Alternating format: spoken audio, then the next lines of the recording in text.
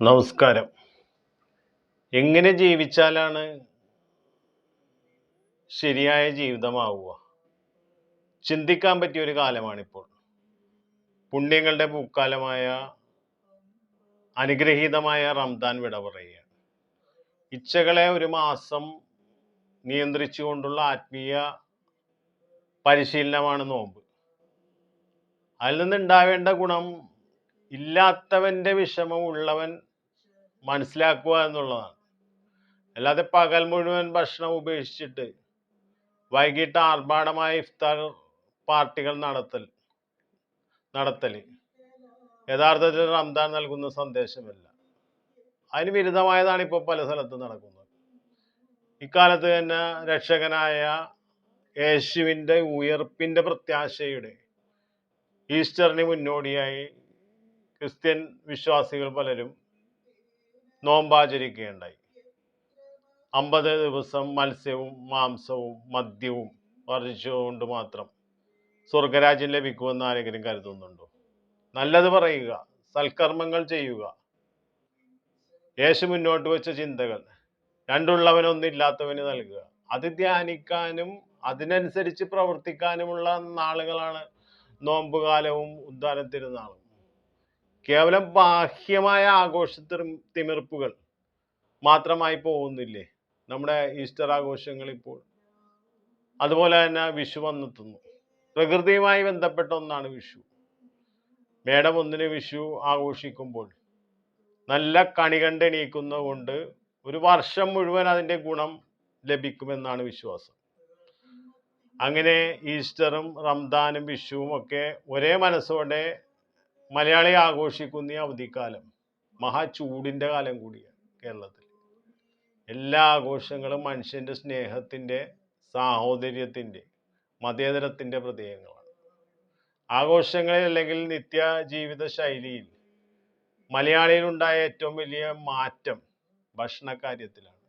നമ്മൾ ഓരോ അവസരത്തിലെ ആഘോഷങ്ങൾ പൊലിമ നിറഞ്ഞതാക്കാൻ വളരെയധികം പണം ചെലവഴിക്കുമ്പോൾ ഓർക്കേണ്ട ഒരു കാര്യം, ഐക്യരാഷ്ട്ര സംഘടന ഈയിടെ പ്രസിദ്ധീകരിച്ചൊരു കണക്കാണ്. പത്രങ്ങളിലൊക്കെ വലിയ വാർത്തയായിരുന്നു. ലോകം ഒരു വർഷം കുപ്പത്തൊട്ടിയിലേക്ക് വലിച്ചെറിയുന്നത് 100 കോടി ടൺ ഭക്ഷണമാണെന്നുള്ളതാണ്. അത് ഈ ഭക്ഷണം കൊണ്ട് 78 കോടി പട്ടിണി പാവങ്ങൾക്ക് ഒരു നേരമെങ്കിലും ഭക്ഷണം നൽകാമായിരുന്നു എന്നാണ് ഈ റിപ്പോർട്ടിൽ പറയുന്നത്. ആളുകൾ ആവശ്യത്തിലധികം ഭക്ഷണങ്ങൾ വാങ്ങിക്കൂട്ടുന്നു, മിച്ചമുള്ളത് കഴിക്കുന്നുമില്ല. ഭക്ഷണം പാഴാക്കുന്നതിൽ മുന്നിൽ വീടുകൾ തന്നെയാണ്. ഈ റിപ്പോർട്ടിൽ പറയുന്ന കാര്യമാണ്. 60 കോടി ടൺ ഭക്ഷണം മാലിന്യമായി വീടുകളിൽ നിന്ന് വരുന്നു. അങ്ങനെ പാഴാക്കി കളയുന്ന ഒരു സംസ്കാരത്തിൽ ലോകത്തിൻ്റെ ഒപ്പം മലയാളിയും എത്തി നിൽക്കുന്നു. ഇപ്പം എന്താ സ്ഥിതി? വീട്ടിലിരുന്ന് ഓർഡർ ചെയ്ത് ഭക്ഷണം വരുത്താമെന്നായതോടെ ഏത് നേരത്തും ഹോട്ടൽ ഭക്ഷണത്തിന് വീട്ടിലേക്ക് കടന്നു വരാവുന്ന സ്ഥിതിയാണ്. നല്ല സൗകര്യപ്രദമായ കാര്യം തന്നെ. പക്ഷെ ആവശ്യത്തിനുള്ളത് മാത്രം ഓർഡർ ചെയ്താൽ പോരെ? നാട്ടിൽ തെരുവ് നായ ശല്യം ഇത്രയേറെ വർദ്ധിക്കാനും കാരണം ഫുഡ് വേസ്റ്റ് നിക്ഷേപങ്ങൾ വ്യാപകമായത് കൊണ്ടുകൂടിയാണെന്ന് നമ്മൾ അറിയണം.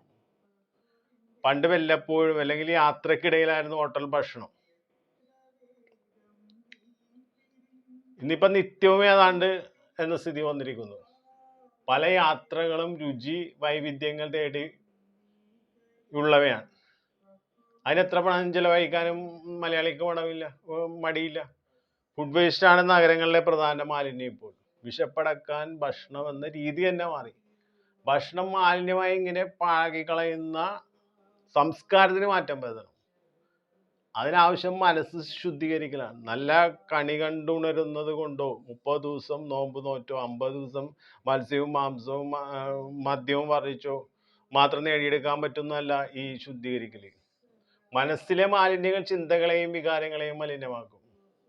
നമ്മെപ്പോലുള്ള സാധാരണ മനുഷ്യരുടെ ജീവിതത്തിന് ഒരു പരിവർത്തനം സാധ്യമല്ലേ?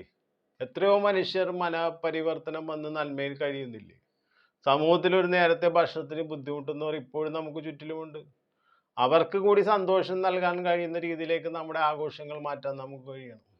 ബർത്ത്ഡേ ആയാലും, വീട് താമസമായാലും, വിഷു ആയാലും, റംദാൻ കാലമായാലും, ഈസ്റ്റർ ആഘോഷമായാലും, നമ്മുടെ ചുറ്റുമുള്ള അനാഥാലയങ്ങൾ, ആശുപത്രികൾ, വൃദ്ധസദനങ്ങൾ, ബുദ്ധിമുട്ട് അനുഭവിക്കുന്ന കുടുംബങ്ങൾ എന്നിവിടങ്ങളിൽ കൂടി ഭക്ഷണം നൽകിക്കൊണ്ട് നമുക്ക് നന്മയുടെ പാതയിലൂടെ നമ്മുടെ ആഘോഷങ്ങൾ നടത്താം. അത് വാട്സപ്പ് സ്റ്റാറ്റസ് ഇട്ടും മറ്റേ ഭക്ഷണം നീട്ടി കൈ വാങ്ങുന്നവൻ്റെ ഫോട്ടോ ഫേസ്ബുക്കിൽ പോസ്റ്റ് ചെയ്യാതെ വേണം.